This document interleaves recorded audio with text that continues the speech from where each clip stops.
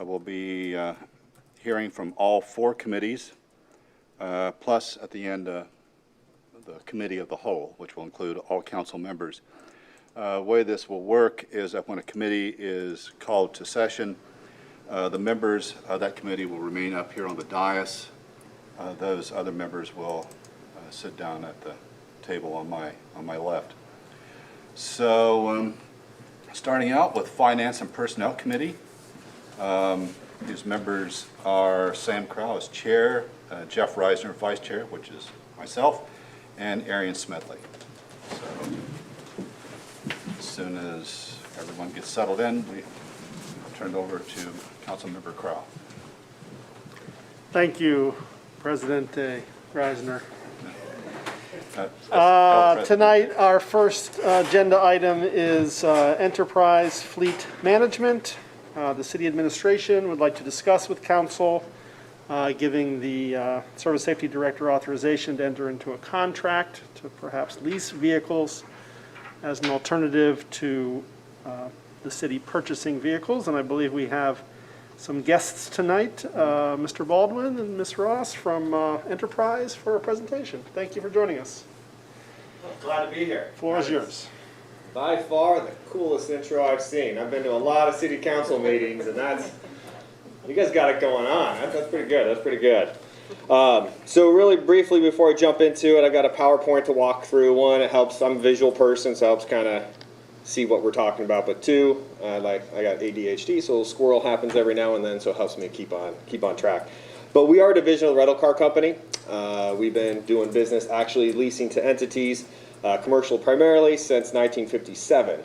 In 2000 time frame, the city of Chicago was the very first government entity that reached out to us and said, hey, you do business with a lot of our contractors. We have no money. Can you help us out? And that really spurred the government realm. We are still a privately held company, so we move across the country and we do things very conservatively. So we've only been in Ohio for about 9-10 years now. We have over 60 or so government agencies in the state of Ohio and growing, because it's a really big benefit for both parties to have a partnership. And one of the things we work on is really helping you figure out what is the right life cycle to run a vehicle. Because today you're spending X on your fleet. It's how do we implement your budget, your initiatives, your green initiatives to really get you to where you want to be for a fleet. So instead of running a 20-year-old vehicle, let's get you to something that's running 2 or 3 times the fuel efficiency. Let's improve image. And we can do everything from your small smart car up to your 33,000 GVW truck and everything in between. So we'll jump into it here. Like I mentioned, we have over 60 or so government entities as customers and growing. These are some of the local cities that we have. We are part of these 3 purchasing co-ops, nationwide purchasing co-ops. On the bottom, Sourcewell, which used to be called NJPA. We've been the preferred fleet vendor for them for about 6 years. Tips Taps is like one of their competitors. Again, they're all free. We've been there for about 9 years, and E&I is mostly on the Education Institute. So University of Athens is partnering with us here. So one of my counterparts is walking through the exact same conversation that we're having with them at the same time. So a lot of benefits here. And if you have any questions anytime, feel free just to stop and say, hey. So one of the things that we look at is we want to figure out what is the right time to cycle a vehicle. So if you've ever rented a car, you've noticed, outside of what's going on today, but it's usually within a year or 2 old or under 40,000 miles. Because we've identified that that's the right lifetime or the lowest cost per mile to run each vehicle. So one of the benefits is that as Enterprise, we buy over 1 million vehicles a year, so that means we've got to sell 1 million vehicles a year. But when you buy 1 million vehicles a year, you get great incentives, and you run it for that short time. That means you can sell that vehicle for the same or just a little less than what you paid for the vehicle. Conversely, you as a government entity, you get such great incentives and you drive generally low miles compared to retail public that you guys can do the exact same thing. The issue is coming into, how am I going to sell 30 vehicles a year? I'm just throwing that number out here. We haven't got to the analysis yet. But how are you going to sell 30 vehicles a year? That's like someone's full-time job. Now you become a used car salesman, and can you do it as well as Enterprise? So we are the best in the world at selling vehicles, because when you offload 1 million, you want to make money on those. So we're really implementing the same time frame. And what we do, if you look at it here, is we look at each vehicle individually. And we want to manage each vehicle on how is it upfit, what is its utilization, to identify what is that lowest cost per mile to run that vehicle. So again, instead of running that vehicle over 10, 15 years, because most of your money generally goes to your emergency response vehicles, your cruisers, your fire trucks, and the ambulances or big large plow trucks, and the white fleet, your sedans, your SUVs, those are usually get the leftover and have that longer life cycle. So what we want to do is look at each vehicle and figure out how do we shrink that cost. Essentially, we plug you into our rental car model, how we're managing all our 1.6 million vehicles globally, and you guys get the same infrastructure. It's actually managed all by Amanda over here. So she's your long-term client strategy manager. I go out and I help to start the partnership, start the plan, and Amanda meets with our clients 2 to 4 times out of the year to really make sure everything that we talked about still meets the plan, the budget, everything going forward. So it's a very fluid, flexible, ongoing consultation. Because we're not a dealership. We're not here just to sell you vehicles and see you in X amount of time. It's a, hey, this is what vehicle makes sense this year. Maybe it'll change next year. Some internal charter changes. Okay, how can we be flexible to what those changes are? So one of the things we want to look at is, again, how well you buy vehicles. Because that's ultimately the backbone, right? How do we come up with the money for it? So if you and I were to go to Chevy, and we were going to buy this a year ago, now you can't get Chevy trucks whatsoever, but a year ago, beginning of the model year, we're going to have to negotiate off that price. For this is for a 2015 Chevy 1500 work truck extended cab 4x4. Now you guys do have some of these in your fleet, so most of your fleet is pickup trucks here. So that's why I put this one up here. But you and I, as a retail customer, is going to have to go and start buying off of that. As a government entity, you buy $10,000 cheaper. So as you guys have probably been aware, every time you buy a vehicle and as soon as you title it, it loses 25% of this value right away. Well, because you buy so well, your incentive is taking that depreciation hit right away for you. So what that means is you're really in a break-even position, essentially day one. That means you could buy that vehicle, run it a year or less, and sell it for the same or more than what you paid for it. So if you look at 2011, so if we run that vehicle for 10 years, which most government entities might do, you're going to run that vehicle to 50,000 miles, and it's going to sell for about $10,900, or your total capital outlay is the $13,425. So we look at, well, what if we cut your life cycle in half to 5 years? You know, you're doing less maintenance, half of maintenance in 25,000 miles. You're picking up a little better resale, which is great. Maintenance costs decrease, better fuel economy on the newer vehicle. So your capital outlay is less. And then again, we plug you into what are we doing on the rental car side with these trucks or cars or SUVs, what have you.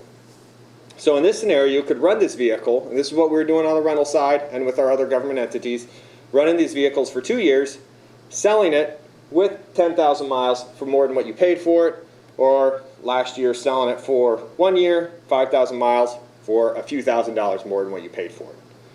A real world example is what we did with Amanda as a client strategy manager for the city of Sharonville, both of our customers. A couple years ago, we got 9 F-250 crew cabs for them for the Public Works Department. They cost $33,000 a piece.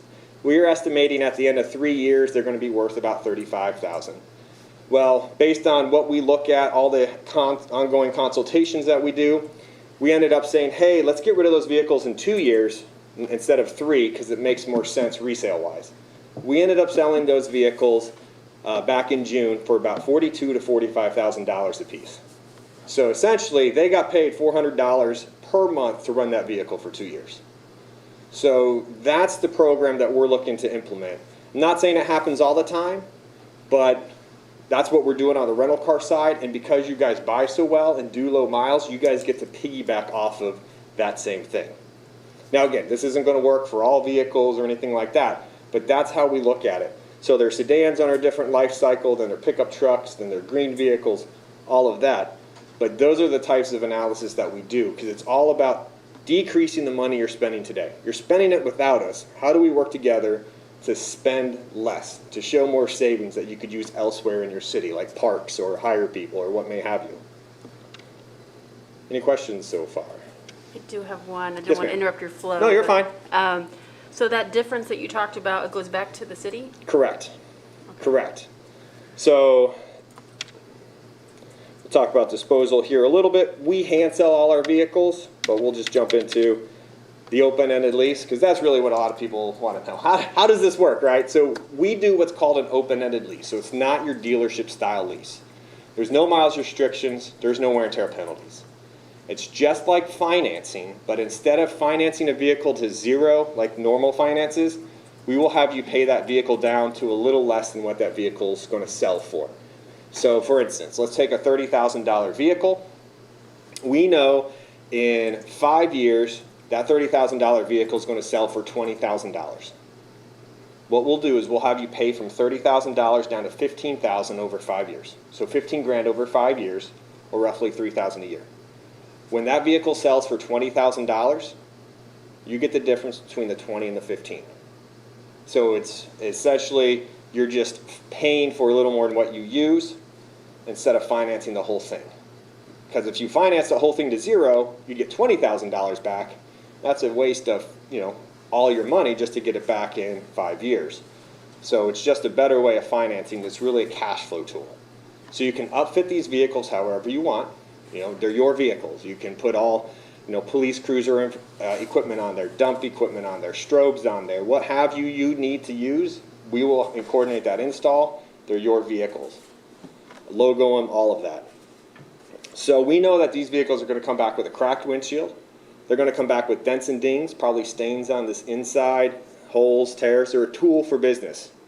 So we hand sell these vehicles via to local dealerships. We have over 300 or close to 300 in central southwest Ohio that my region takes care of, and Cleveland has some up north, as well as Pittsburgh, West Virginia. So your market of resale increases. So it's a silent bid out there. So we outperform the auction by about 10%. So again, all gain on resale is yours. It's all about shrinking that cost, giving you that total capital outlay as little as possible. Does that make sense? Yep, thank you. So a visual way of how this works is if you're going to pay $25,000 for a truck, you just pay it year one cash. You could finance that vehicle, not including interest in this, but just for conceptual purposes. If you're going to finance it over 5 years, you're going to pay $5,000 a year.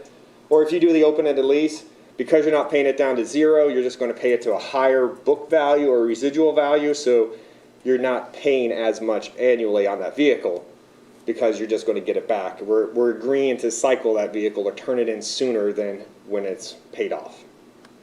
Does that make sense? Okay. All right. So this might be a little rough to see here, but what we did is we profiled out the 76 vehicles that fall in 1 ton and smaller for the city of Athens. So this does include your police cruisers. So your average age for your entire fleet is 10.4. What that tells us is that every vehicle that's brand new, you have one that's between 16 and 18, 19 years old. Your average miles is about 6,100. AAA says retail is about 13,000 miles a year, so you guys are a little less than half of what retail miles is. So again, if we look at that resale value piece, you're not really doing much mileage on the vehicle, which increases resale. You're not really doing much operational expense. You're only doing 2 oil changes and a tire rotation in a year, right? So it's kind of, we're looking at that shorter life cycle. If you run that vehicle 5 years to 30,000 miles, you've done 5 times 2, 10 oil changes, 5 tire rotations, and that's it, right? So your maintenance cost decreases significantly. Because running a vehicle, 60 to 70% of its life, if you run it 10 plus years, is going to be the cost of operational, maintenance, fuel, downtime.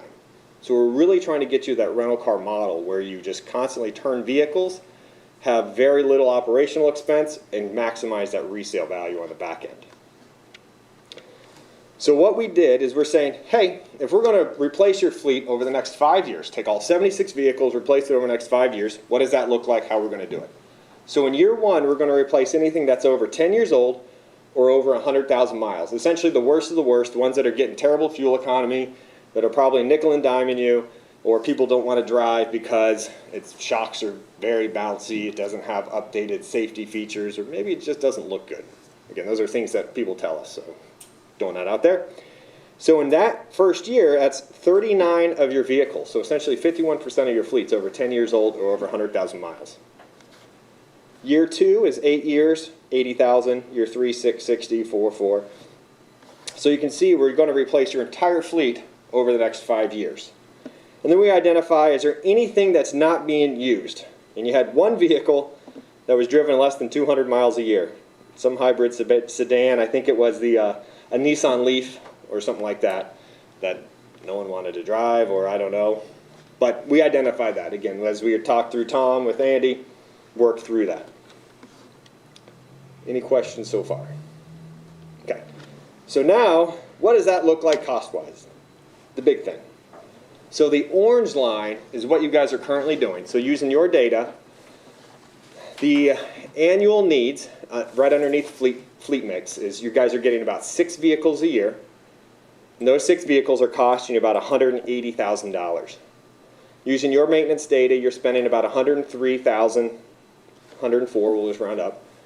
Fuel based off 10 miles per gallon and $2.50 a gallon is about $116,000. So your fleet budget's roughly $400,000 a year for these 76 vehicles. So what we look at is year 1, we're going to replace those 39 vehicles for $252,000. That's where the open-ended lease makes sense, right? Because if you're going to replace 39 vehicles with cash, that's $1.2 million of cash you'd have to come out with. At $30,000 average times 40 vehicles, $1.2 million. So the open-ended lease is really a cash flow tool that allows you to replace more vehicles with less capital outlay than what it costs to purchase them. You're going to get $170,000 back from those 39 vehicles. Your maintenance cost is going to go from $104,000 down to $67,000 because you're getting rid of the worst maintenance, the bigger ticket maintenance items, the brakes, the tires, the alternators, the water pumps, all that other stuff's going away. And now you're just doing oil changes and a tire rotation.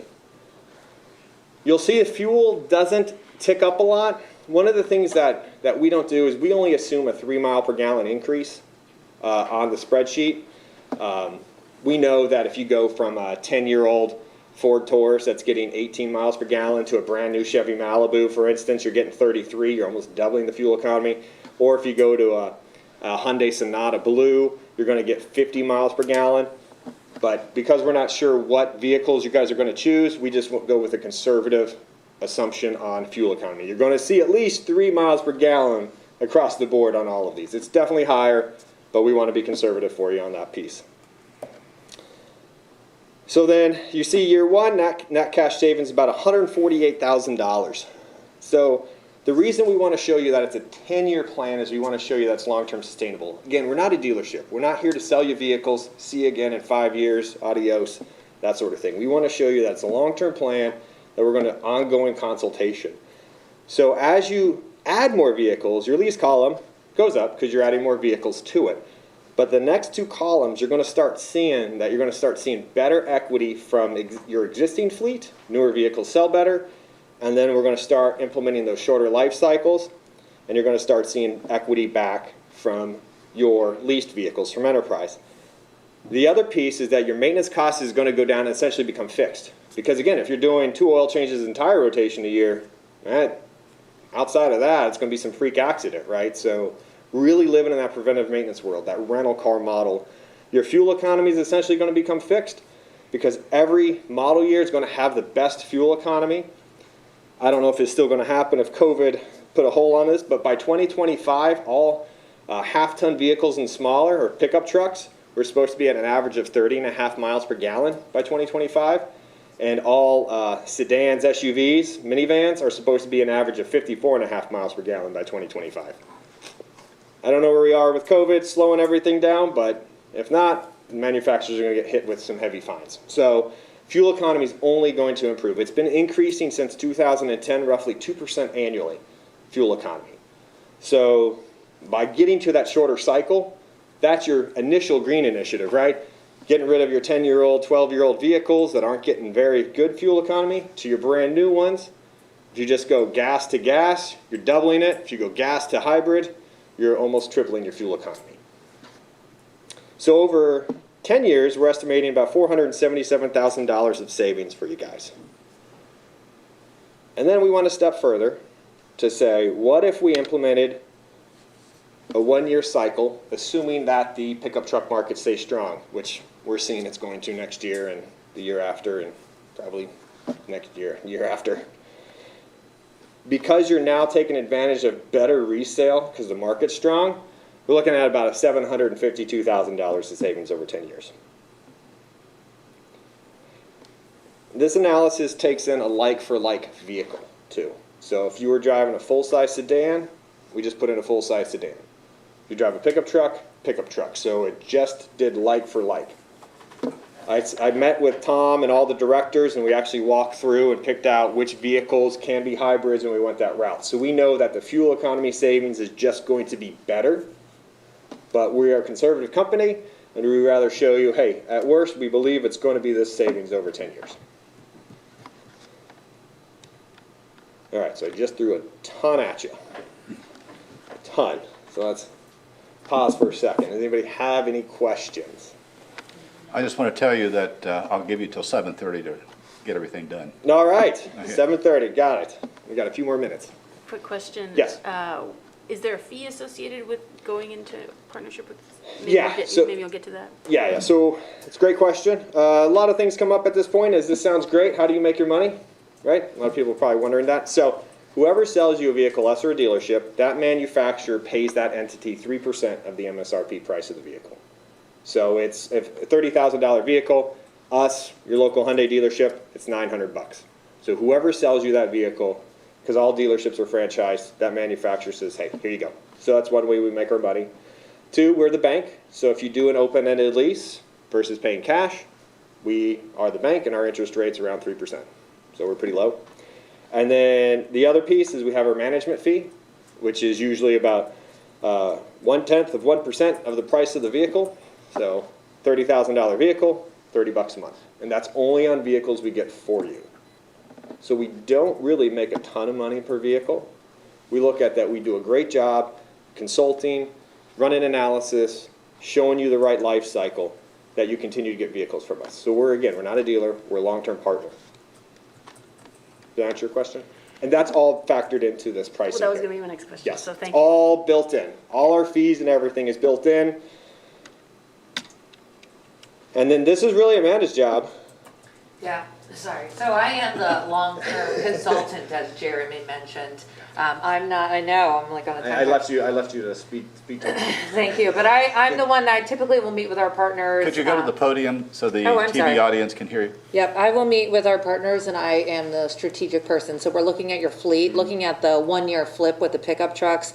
As Jeremy mentioned with City of Sharonville, I helped them with the analysis. And I think you're a little off. We made them $48,000 on the back end with those vehicles when we sold them and they bought them at $33,000. So more of your long-term relationship with you guys if you were to partner with us. Yeah. So then we look at, again, annually these 3 meetings a year. January, February is when we do a year-over-year report. Hey, here's what you spent last year. Here's what you spent this year with us. It's kind of like, hey, where are areas of opportunity? How well are we tracking, monitoring your fleet, spending money?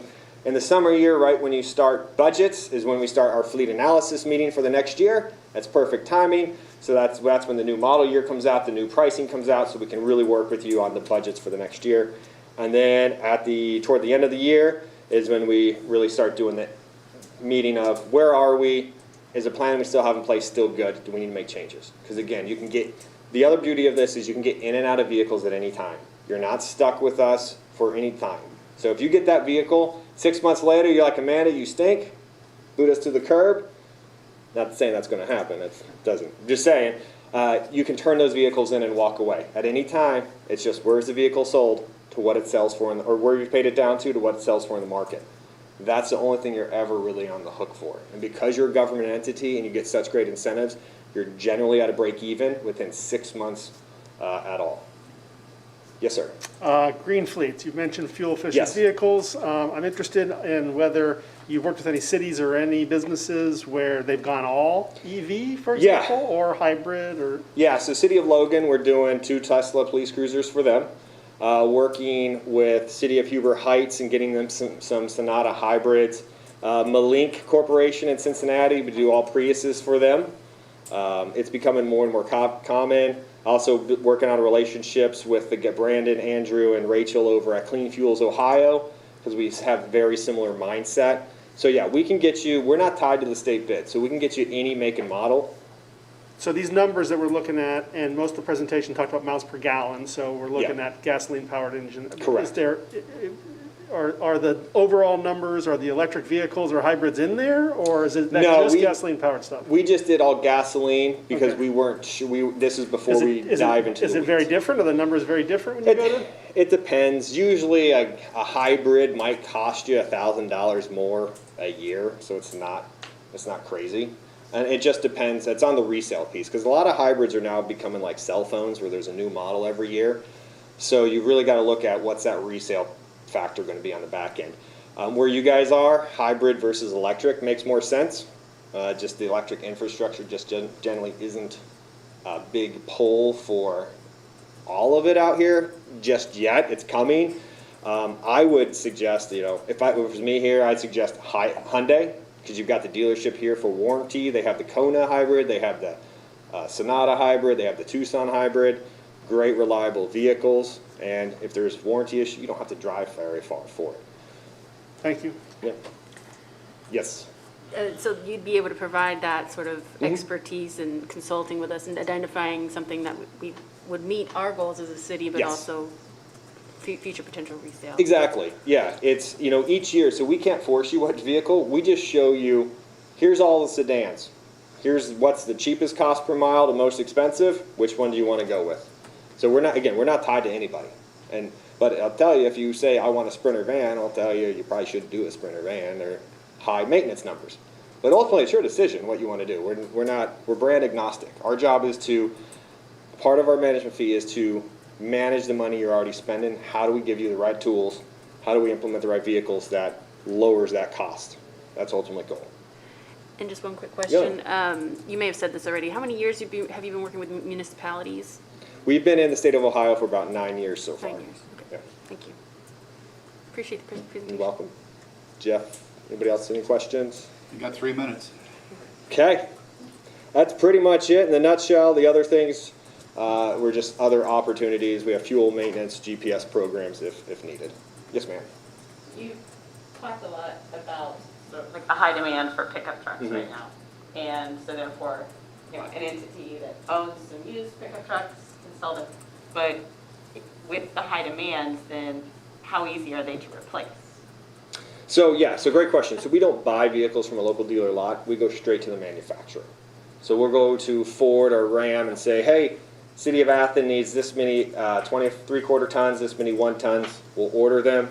They'll come in 6 to 7 months, and then you'll get them that way. So if we minimize as little as possible buying from a dealer lot, because it's usually about $2,000 more expensive. Yep. Does that answer your question? Yeah, I know like it's been difficult for some people to be Yes. to get vehicles, so I didn't know if that is impacting your ability to like It's impacting. the supply chain is a little, Yes. a It's little backed up. It's impacting everybody. One of the things that we have privy to is because we have a manufacturer rep from every entity in our office in St. Louis. We know which vehicles are still available to get, and we want to work with our customers to be more proactive than reactive. So we're telling everybody, if you want some of these vehicles, you need to order these vehicles by November. Otherwise, you're probably not going to get any next year. And that goes across the board. That's hybrids, that's electrics, that's everything. Try to order before November, because the factory order cutoffs, it's just coming faster and faster, where they're just saying, no, we can't produce anymore. Toyota's out for this year. They pretty much told us no Camrys, no Highlanders, no Tundras, no Tacomas. Okay, so they're just it. So and then Ford just told us last week or a month ago, we're no longer taking any truck orders. So it's just how it is. People order them and then they're gone and then that's it. So it's being as proactive as possible for the next couple of years. just one last question. I was wondering, and what percentage of the time do cities not end up making money at the end of a cycle? So it depends on the vehicle, right? I would say that where city make money, I would say it's probably 10% of the time. Because ultimately it comes down to what is the best tool of the vehicle, right? And what is your initiatives? Hybrid vehicles, you want to run usually 4 to 5 years, I would say. Just seeing the hybrids that I've done before, they're a little more expensive up front. The resale value is just not there at $3 a gallon. Now we go to $6 a gallon, it's reverse, right? So that's the other piece is the fuel economy. And when gas is low, people don't care so much generally about green initiatives. When gas is high, sedans. So that's the other beauty of this program is that if whatever vehicle we look, we forecast out 18 months, if we see that the market's changing, we're going to have those conversations like, hey, we need to get ahead of this. Let's take advantage before the resale market tanks and get you into something else. Does that answer your question? Yeah. Other questions for our presenters? Yes, Andy? I don't have questions from the crowd, but I do have a couple comments, if you're through with your presentation. Yeah, I'm good.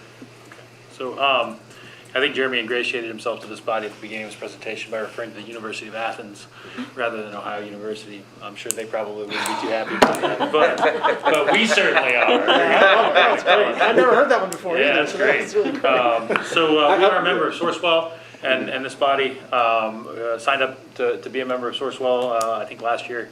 So that's one of the reasons why we went direct here with Enterprise. I've listened to about 4 pitches over the time that I've been with the city of Athens about, hey, we got a great deal for you if you would just lease your fleet instead of buy outright. And I've never brought one of those pitchmen to this body because it hasn't been a good deal. It really isn't. It was a good deal for the dealer that was making the pitch. It was not a good deal for the city of Athens. This is the first time that I've felt confident enough in the business model to say this makes sense for us to do a leasing arrangement rather than just a straight up purchase and owning arrangement for vehicles. And it's because of what Jeremy just explained. This will be a paradigm shift in how we think about our budget, with costs moving from TC 500s to TC 300s, over a longer period of time. But I do think that we ought to be able to demonstrate what that savings is. It'll just be something that when you pass a budget, you say, oh yeah, that's significantly more in TC 300 than there was last year. Well, it's because we're not going to have that fleet replacement cost in the capital outlay then for that thing. And then the last thing that I would note is we did make a deliberate decision a few years ago in the internal service department of the city, which includes mechanics and information technology, to go from 3 mechanics to 2 mechanics. And it wasn't because we had less fleet maintenance to do, but it was because we had more computer oversight and maintenance and network management to do as IT became a much larger part of what we do. And so for recent years, we've really been fairly understaffed for the size of fleet that we have with those mechanics. And we don't see us replacing them anytime soon. So this will be valuable insofar as we'll be able to catch up on maintenance with the fleet that we do have, because there's less high, long hours type services on order vehicles. That's all I have, sir. Thank you, Mr. Stone. So just to repeat, we are looking at authorizing Mr. Stone to enter into a contract for this fleet management. Are there any other questions or comments today? There will also be, as we go forward, there will be ordinances for disposal on vehicles that enter this program. So we'll still have to do that because the council will have to authorize the disposal of the ones that go out of ownership. And that'll be down the road. Mm-hmm. Yes, Member Grace. Thank you, Member Carl. So with the specific plan that was described, it includes like replacing 51%? 39 vehicles. 39 vehicles right away. Are we specific, if we authorize entering into the agreement, is it like that's the specific plan? Or is that still being worked out in terms of which vehicles and what the timeline is for replacing? It will not be. Okay.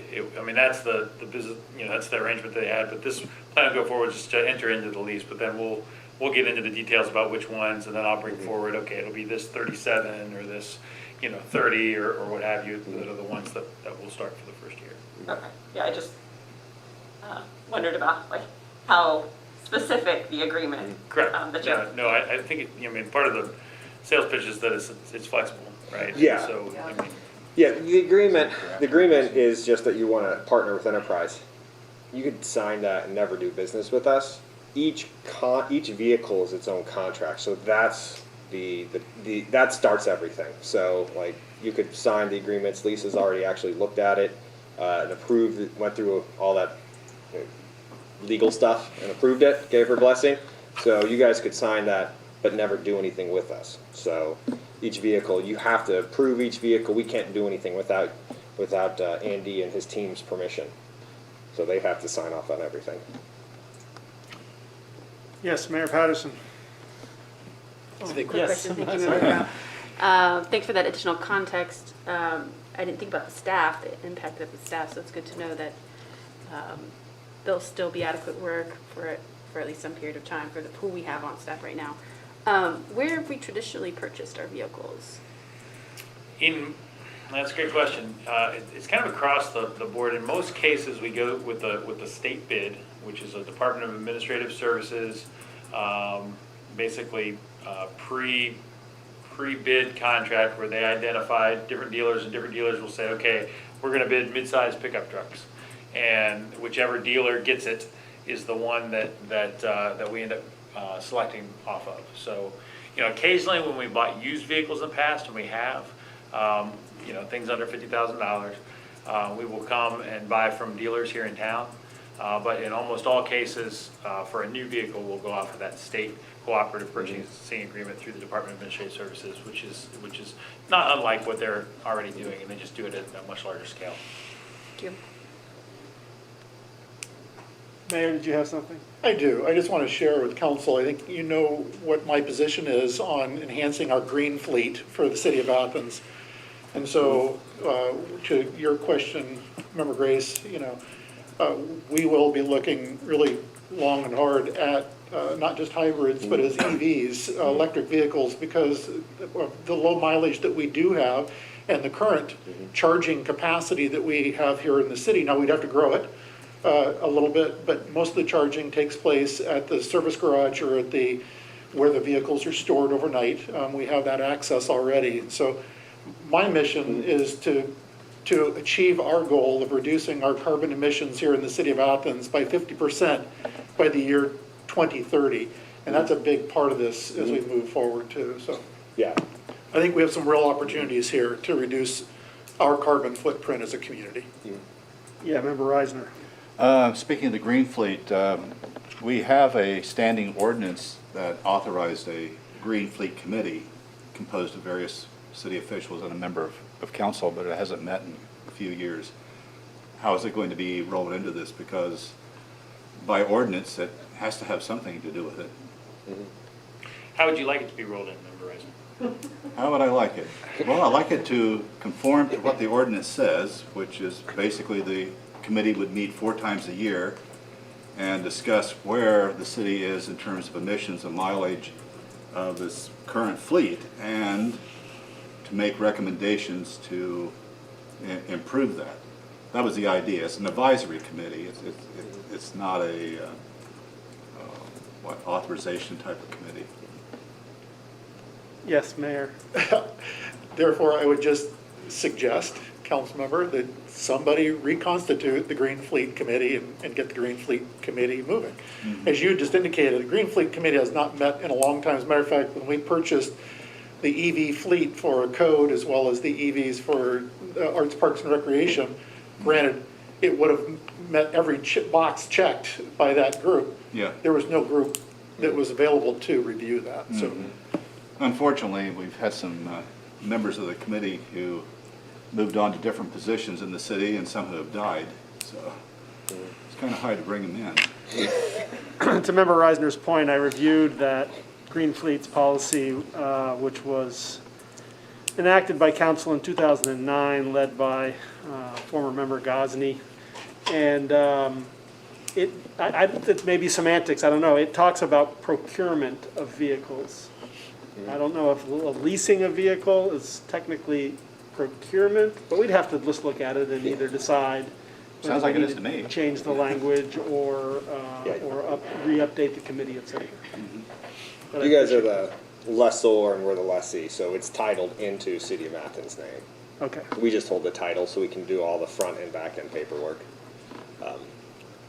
good to know. With your comment, I mean, that's something we do every model year. And we look at all vehicles and you say you want a electric, we'll just throw them all into the mix. For us, it's just adding another, or Amanda, it's adding another column and it spits out what it does for that life cycle, what's the right life cycle, what it's gonna cost, and go that route. So we can definitely help you with that. I would suggest when Ford F-150 Lightning comes out, wait a year. Don't be the first one. Wait a year. Their Mustang Mach, nothing against Ford, but Mach-E, they said there's something wrong and they can't fix it, so wait at least a year to work out the kinks. Yeah. Appreciate that, and Mayor, I appreciate your commitment to sustainability and our carbon emissions. That was my big question for today. I looked at the numbers before I came in, and they look great. It makes a lot of sense, but I was worried about the Green Fleet Initiative. So thank you, Mr. Baldwin, You're Mr. Ross, welcome. for being here tonight. Appreciate the welcome. presentation. Yeah. Thank you. All right. Thanks, everyone. Thank you. All right, President Reisner, we are moving on to number 2 on our agenda item tonight.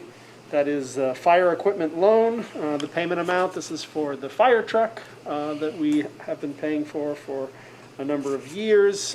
Council members may recall that we usually pay about $100,000 down per year.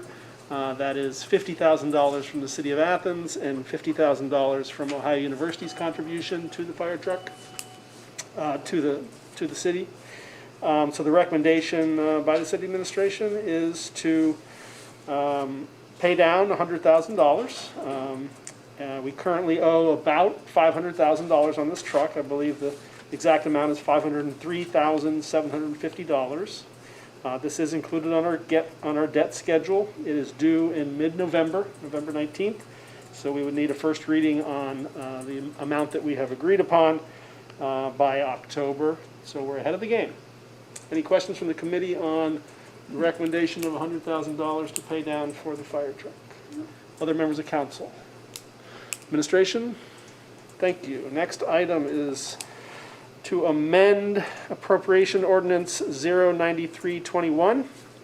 This is really just bookkeeping. 09321, if you recall, from August, was an appropriation ordinance which included West State Street improvements, included growing some trees down there. The amendment itself, or the ordinance itself, did not include a project number for the West State Street improvements. And the auditor, looking back at this and knowing how their annual audits go, knows that having that project number in that ordinance will help them down the road. So this is an amendment to 09321 to add Arts, Parks, and Recreation project number 341, and also to designate the actual cost of the trees. You may remember that we had $5,000 in that ordinance. Some of that was going to be for the West State Street parks. Some of that was going to be for Oakmont. We would like to know exactly what's going down to West State Street, so I believe the city administration has recommended about $4,000, about 80% of that $5,000. So $4,000 would be amended to put into that ordinance with project number 341. I believe that's the complete issue there. Any questions from the committee? I'm sorry, I'm just confused. Sorry. The 5,000 for trees, is that what you said? And then, The initial ordinance had the figure of $5,000 for trees. right, But it actually wasn't just for West State Street Park, because we're purchasing trees. Some of those trees were going up to Oakmont. so it was designating 4,000 to, 4,000 to West State, specifically to Project 341. got it, and then And then remaining. 1,000 would be for up on Oakmont. Got it. Make sense? Yep, thank you. Sorry, I'm going too fast. Any other questions? Other council members? Mayor? Not a question, just a comment, that the West State Street improvements had a project number already. It existed prior. I think there was some confusion over project numbers when it had a project number, but also annual paving has its own project number. And so They just kind of got lost in the shuffle of what was what, but it is, again, I just want council to know that there was a project number in place for West State Street improvements prior to catching the fact that there wasn't a project number on that ordinance. Will the Oakmont trees get a project number? I don't believe so, no. No. But they will still be planted and we will still enjoy it. Okay, Other questions? doesn't sound fair, though. All right, thank you, Member President Reisner. That ends Finance and Personnel. Thank you, Councilmember Crowell. The next committee to meet is City and Safety Services Committee. That is chaired by Member Grace with members Fall and McCary. Member Fall is absent this evening, but there's still a quorum for the committee.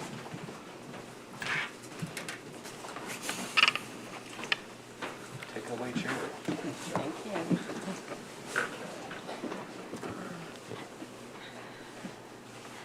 Thank you, President Reisner. And we have just one item on our agenda this evening, and that is that we need to make a slight change to an appropriation ordinance that was passed back in August. You may recall, we discussed the Engineering and Public Works Department needed a new dump truck. And so we authorized the expenditure of $70,747 for that dump truck. Well, we now get a new model. We get a 2022 dump truck rather than a 2021 dump truck because of the timing of when new vehicles come out. This is a lot of vehicle talk tonight in City Council. And so associated with that change in model year, there is an increase in price. So we need to adjust that by $1,100, I believe. Is that correct? $1,200. It's like I've got the old ordinance up, but not my email.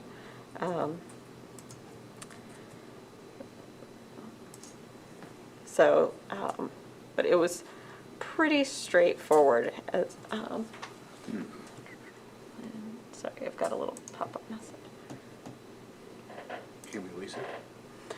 Yeah, I'm not sure that Enterprise offers dump trucks as part of their program, but I think this is one that we need to go ahead and proceed with our purchase plan. And I know we authorized the disposal of the old one, and so we do need to go ahead and Better replace replace it. And there is just a bit of an increase, but we are getting a newer model year. So are there any questions or comments from committee? Yes, Just a ma'am. comment, because you mentioned the enterprise program that was just introduced to council. And for a truck of this nature, a dump truck, these larger vehicles, you know, with the level of use that they get, the city, we feel pretty confident that these we can continue to purchase them as needed as we move forward, as opposed to rolling into a lease option for a truck this size. So based on an email that I have from Mr. Mail, the cost is $1,100 more. That is different on the tracker. The Okay. tracker says 1,200. Let's go with 1,200, and then, you know, if we spend 100 less, we'll, but I don't wanna come back We'll the leave third it time. there. You'll double Okay. that? Okay. Okay, so we'll be next week introducing an amendment, and I believe we'll want to go ahead and suspend that on first read so that the purchase of that truck can move forward. Any questions from other members of council? Okay. That's all for this evening. Oh, Yeah. excellent. Very efficient. Oh, thank you. Probably has to do with the composition of the Just- members of the committee. Okay. Moving right along, our next committee is Planning and Development Committee. And according to my handy-dandy cheat sheet, that is composed of Councilmember Fall, who is the chair but absent tonight, myself, Jeff Reisner as vice chair, Sarah Grace as member, and Arian Smedley as member.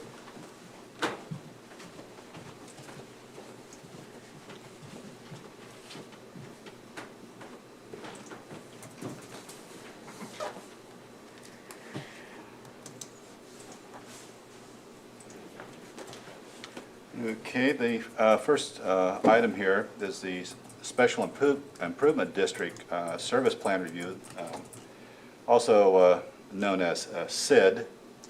I have here a copy, and I believe it's on everyone's computer drive, the initial service plan of the Athens Uptown Special Improvement District. Would the administration care to speak to this? I can. I believe council received the documents for the service plan. Yes. This is the service plan that is needed for a special improvement district, which has been in place for quite a while now. Yet there was some uncertainty as to what that service plan should include. As you see in your document, I don't have that document before me, but I feel like I know it by heart by now. I can read it out if you like. Well, the service plan, if I'm not mistaken, and please correct me if I'm wrong, includes things like gum removal, snow removal, graffiti removal, litter removal, and so those are kind of their starting points for what they see. And with that service plan, they also had to formulate what that cost would be by linear foot for the properties that are within the special improvement district. And I believe that is $10 a linear foot as well moving forward. This is an estimate on my part. I can get you the actual numbers, but to meet the needs of that service plan with that $10 per linear foot, that comes out to approximately 80,000, 86,000. Again, I'll get you the true number if you care to see it for what the SID will generate per year, which would be well into what would be needed to cover that service plan. Also gives them the ability, if the service plan, the actual expenses during any given year are less than, then they can also vote to do things like purchase the flowers that are in the hanging baskets and have someone water those flowers in the hanging baskets. That kind of falls outside the service plan, but can be something that is a service that the special improvement district property owners may say, we want that. And so they do have the flexibility within the board to make changes like that for revenue that they have above and beyond the service plan. Member Smith. Thank you, Pro Tem, I don't know the whole title. Whatever I am. And so just remind me, everyone who pays into this is within the certain footprint uptown, and they have the voting authority on how to best utilize these funds, is that correct? They do. And is the board made up of one rep from each property owner? No, it is not. Oh, it's Well, not. the General Assembly is, so there's Got the it. General Assembly, but then there's the board. And the board has, I believe it's 9 members. Member Smedley, I will double check that. I am kind of de facto, the mayor and a city council member both serve on that board. And I believe the current council member that is serving on that board is Member Fall. So council may want to consider, council president may want to consider moving forward who that individual will be in the near future. But and then the other members are property owner members of basically the board of directors for the special improvement district. Just two other questions. And so that voting authority selected these items for the purposes of these funds? Okay. And it mentions it'd be creating a nonprofit. And is that correct? Did I read that correctly? There'd be a nonprofit and that would be used to hire any contractor? If they were to hire employees or something like that to do this work? Not to my knowledge. The SID, the representation on the SID board, they're the ones who can decide whom to contract with. They arrange all of that. They arrange all of that. Okay. Becomes their responsibility. By council adopting this ordinance to approve their service plan with the $10 per linear foot, what that does is it triggers then going back to the property owners and having them sign off on a petition. I think that's in your package as well, to sign off, and if not, I can explain it to council now, is that then the property owners within the special improvement district need to be recanvassed to sign a petition agreeing to pay the $10 per linear foot for said service agreement. And we have to have, the SID needs to have I believe it's 60% of the property owners within the special improvement district vote in the affirmative on the petition that they agree to have this take place. So there's one more hurdle in front of us for a process that has taken almost 6 years to this point in time as a beautification effort for the uptown area.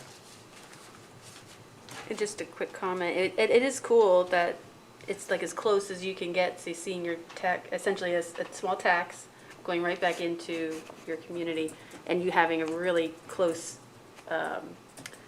proximity to deciding how to use it.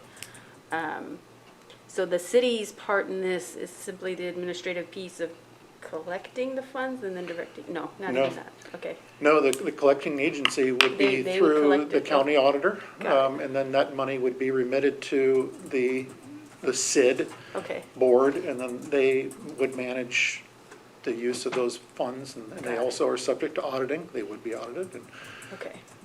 Okay, thank you. Member Crowe?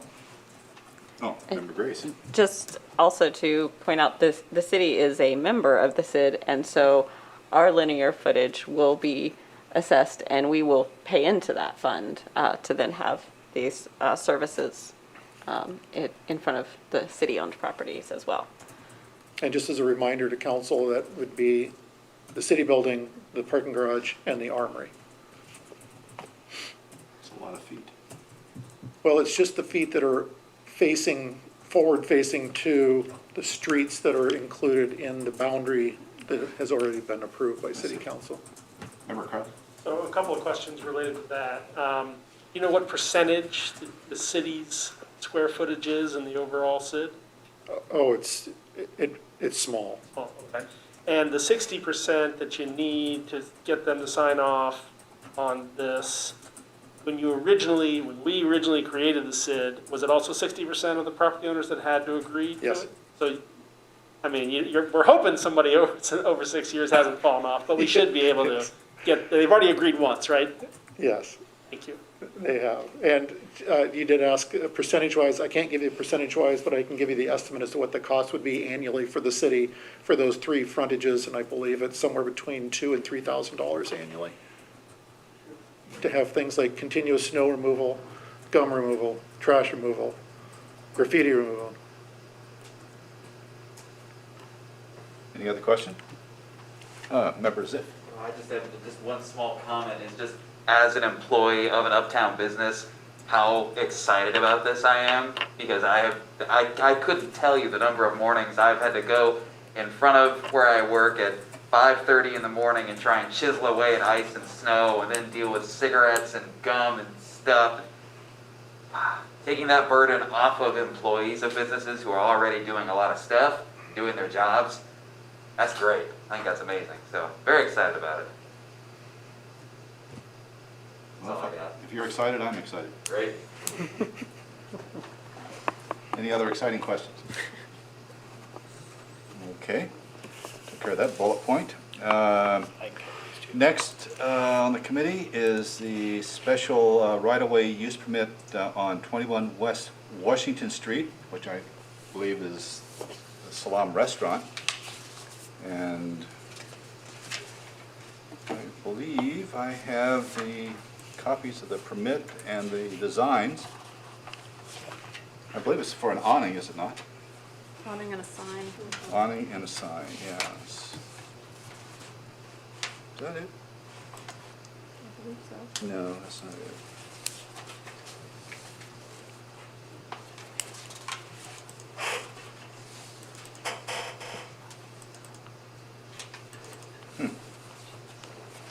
Interesting. Oh, well.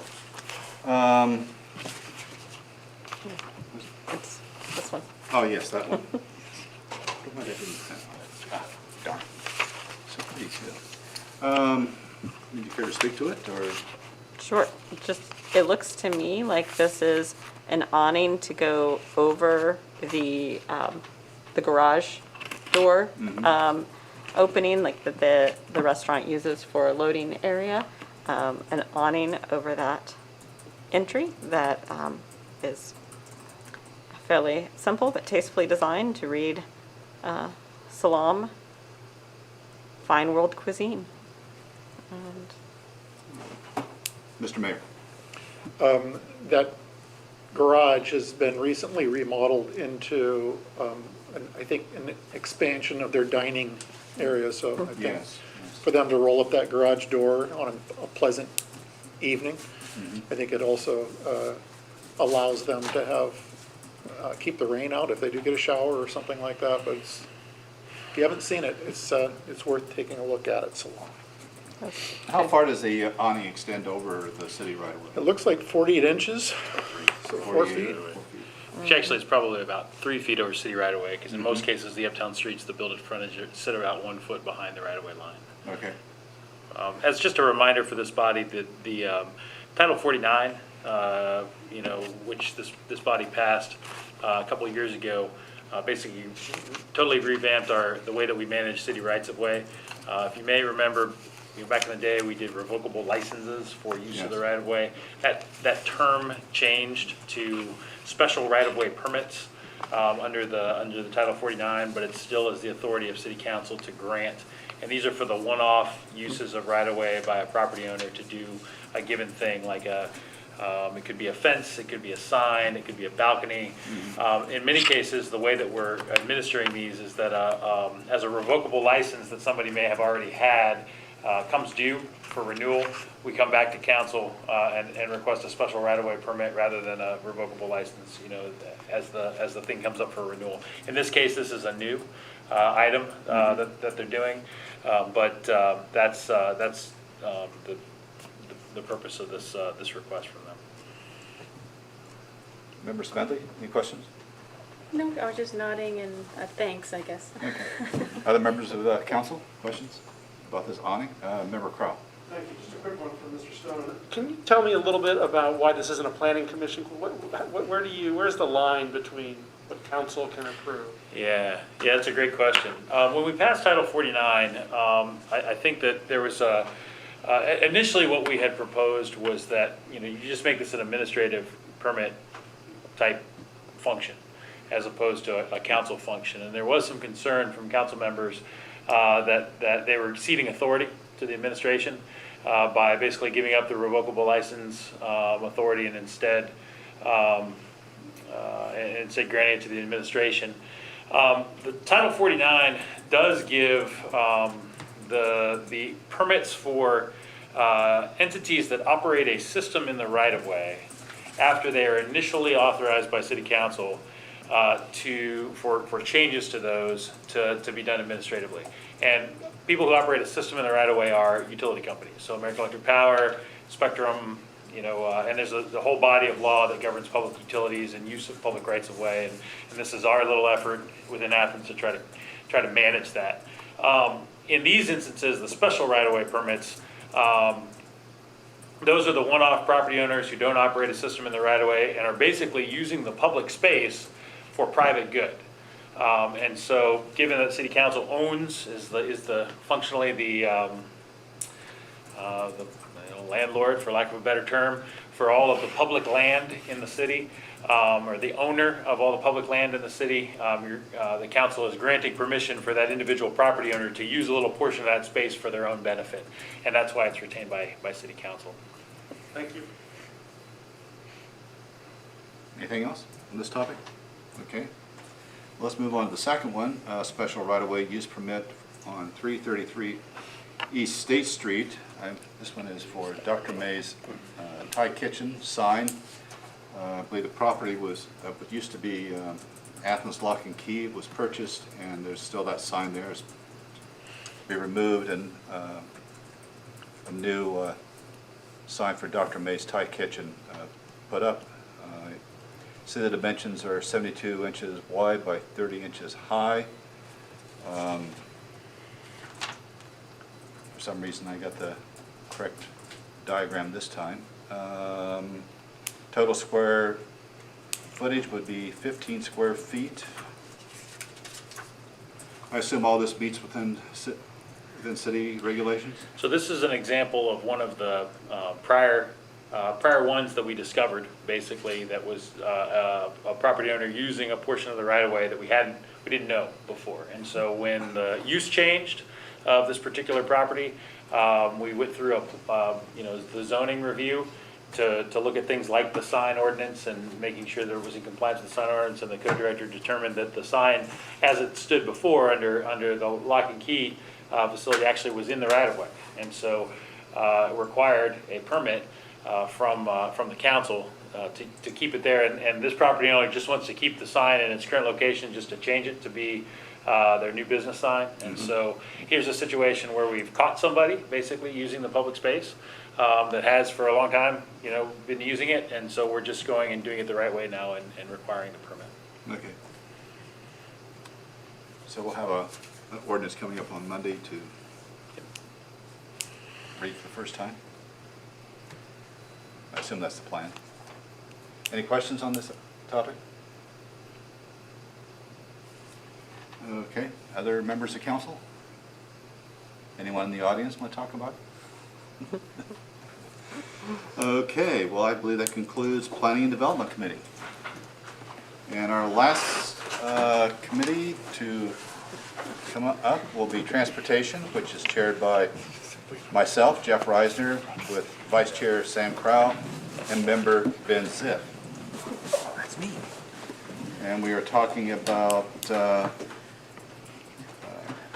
Ordinance 08821 to amend to add Arts Park Recreation Project number 341.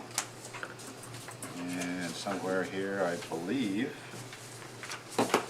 I have a draft of the ordinance. Are other council members familiar with it? Okay. I'll start up. Member Crowe, anything to do with it? This is, again, I believe, bookkeeping in terms of having the West State Street Park paving be included in our paving ordinance. I have no problems with it. Thank you, Member Reisner. Members of? Good to go. Other members of council?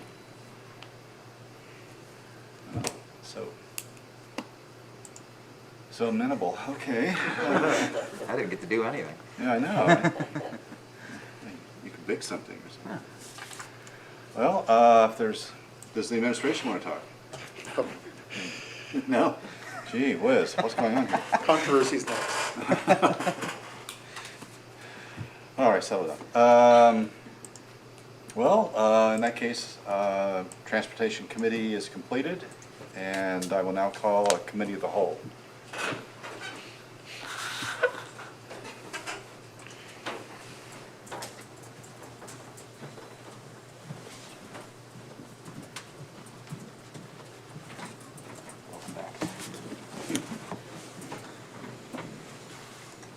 And stay away from No. That was quick. Member Okay. Terry has the most steps tonight. The topic for Committee of the Whole is Halloween, and I assume that means a little more than just October 31st. So, turn it over to the administration. And administration turns it right back over to you. Okay. No, so, as council is aware, you approved a slate of street closings and suspending rules on the noise ordinance and other things, vending in this area.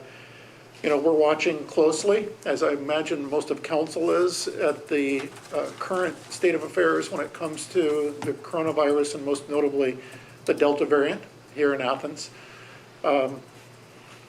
So the Service Safety Director and I are watching those numbers closely. At this point in time, aside from the fact that council did authorize street closing for this, for what would otherwise be the Halloween block party, we are certainly watching things closely and what is the safest thing to do for our community. The other thing that the clerk of council and I were discussing earlier was the neighborhood trick-or-treating that takes place. Usually that's the Thursday before Halloween. This year it would be the 28th of October. Last year, we still had the hours, that's an administrative function, to announce that neighborhood trick-or-treating would be between said hours. At this point, it is on the household that may want to distribute candy to individuals coming to trick-or-treat. So therefore, I feel that October 28th, at this point in time, for those who choose or not choose to partake in the neighborhood trick-or-treating, that they can do so between 5:30 and 7 p.m. On the 28th for the neighborhood. The one item that we don't have, I haven't heard anything from the Uptown Business Association, which is under the Chamber of Commerce, as to whether they were going to do their Court Street trick-or-treating. Clerk of Council, do you recall, was that also included in? It was, okay, so that council did authorize a street closing for, I believe it's typically for about 6 to 8 hours in the evening when that does take place. But again, I have not heard anything from the organizers in terms of their desire to have that taking place in the Uptown area. So more to come to report out to City Council, I'm sure, within the next few weeks. If I could Yes, please. pile on real quick before we start questions. We've talked a lot about, do we cancel Halloween, the block party?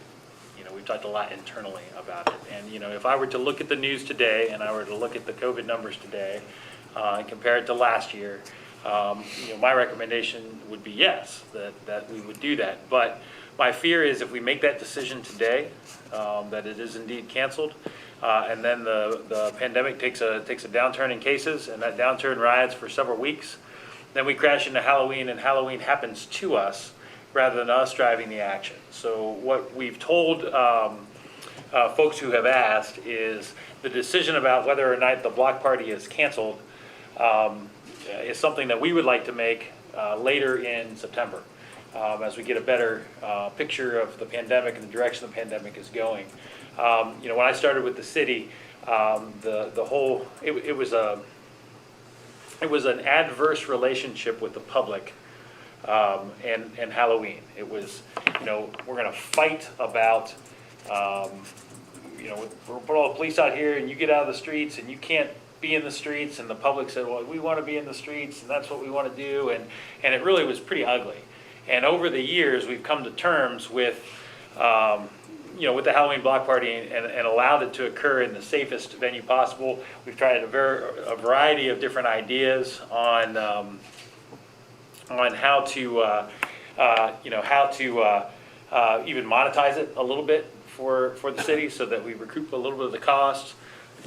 How we gradually shift the time earlier in the evening, how we focus the crowd towards bands versus just wandering around on the streets, and it's really been rather successful. Most successful last year when there was a pandemic and there was no people and they came. So but this year, my fear, if we said today Halloween's canceled because of the pandemic, and then the Delta variant starts to subside and we go 6-7 weeks with no with dropping cases, that Halloween then happens to us. In spite of the fact of us saying, well, no, don't come. And they go, well, we're coming anyway, and they do. So what we'd like to do is make a decision a little closer to October 1st as to whether or not it's going to happen. As we bring an ordinance forward, it will probably be along the lines of what you did last year, which is granting authority to the administration if an emergency occurs to go ahead and do the closure. But if you give us a couple more weeks here to assess the situation, and then we'll come forward with the recommendation. Well, as far as you know, is there anybody out there planning any events for the Halloween block party? Any bands, vendors, No. rides, anything? No. Here in the city of Athens? In the city of Athens? No. We don't know on private property, but No, as I'm far talking as like- about, I don't care about private property. I'm talking about the streets uptown, right over there. Right, well, we would have to grant permission to that, and, we've been in touch with the historic folks who've participated in the planning, and they've asked the question, hey, are we gonna do it or not? And we've said, we're not making a decision yet, but if I had to tell you today, no. So they said, all right. So they have made communication with you about it? We just got an email today asking, is this happening? And we responded saying exactly what we're telling you, is that we're certainly monitoring COVID-19 cases here in the city of Athens and the positivity rate. And I don't mean that in a good way, the increase in positive cases. So that communication has been had. I would also add to Director Stone's comment about the change in things. Another group that we have not heard from is the Honey for the Heart Parade through Passion Works. There has been no communications with Passion Works to have that. That's telling to me in terms of what Passion Works may be thinking. That is another great positive event that takes place during the Halloween block party in non-COVID years in the past, to where we started seeing more and more families with small children coming up and attending that portion to itself. So there has been some really great changes to the Halloween block party. But unfortunately, we're living under a pandemic that's constantly evolving. And unfortunately, we're sitting with a variant that is extremely contagious. I can attest to that on my own experience with having children that are in the non-vaccinatable age range, unfortunately, and having to live through that nightmare as a parent. So, again, we're watching things closely. We will certainly keep council abreast as well as the public when we have an announcement to make on that particular event. But again, we have to think what is best for the safety and welfare of our entire community. Questions from members of the Committee of the Whole? Member Grace? Going back to the neighborhood trick or treat, I think that I recall in past years we had discussed holding trick or treat night on Halloween night, on the 31st. And I just want to be clear, it is planned for the Thursday before rather than on the 31st. Correct. It's Sunday night. If that would be Halloween night, is a Sunday evening. So. Okay. Just, I've started to see some comments and questions from parents in neighborhoods, so thank you for that clarification. Yes. Member Smedley. Thank you, Member Reisner. Last year, did we send out some materials on suggestions for families on how to safely do trick-or-treating? Can we do that again, or is there plans to do that again? We sure can. Candy shoots. I'm glad you brought that up. Yeah. We saw some very creative ways of delivering candy last year. Everything from taping or hanging pieces of candy from a tree in your front yard to having a 6-inch PVC pipe that is 10, 12 feet long and shooting it down into kids' bags. I would caution people against that. That's a really long distance and you're liable to blow the kid right over. But, we can push out something, Member Smedley. It would be cool. We did the candy shoot, and for what it's worth, Reese's Pieces peanut butter cups get stuck. So, but wouldn't it be fun if there was sort of a little contest to see who could do it the most creatively, and people can post the ways that they're doing it safely online or something like that. Just a fun little social media piece to that. Again, to just encourage safe activities for trick or treat. Yeah. If you would help me get the word out about something like that, Oh, sure. Member Smedley, then I love that idea. I'd love to help. Yeah. Member McCray. I will ask about the same approval that we gave for the slot of different block closures. I believe homecoming was on there as well, and that's just a few weeks away. So I was hoping you might be able to talk about how we do this forecasting safely for these, for an event that's closer. Yeah, I have not had any one-on-one communications with President Hugh Sherman or his staff about the homecoming and homecoming events. Yeah, I've not either. They've not contacted me yet. That said, we typically work with them when we do homecoming under a parade permit, which is a different process. But it is definitely something that we'll have to work closely with Ohio University on. We've historically talked about different routes and, change routes over time based upon, various concerns. This, I think last year was it canceled last year? I don't know, totally, or, was the parade? Yeah, I think it was only unofficially that people celebrated. So I think this year it's probably one of those things that they haven't thought that much about. So we owe you an answer on that. Sure, I believe it was in the dispatch and just now officially announced as October 4th through 9th, and that's just coming up really quickly. Yeah. It is coming up quickly. It's in the dispatch, Yes. figures. They always seem to know what's going on. Any other questions about the topic at hand or other events? Nothing? Well, I think that concludes the committee of the whole, and I believe that concludes our council meeting.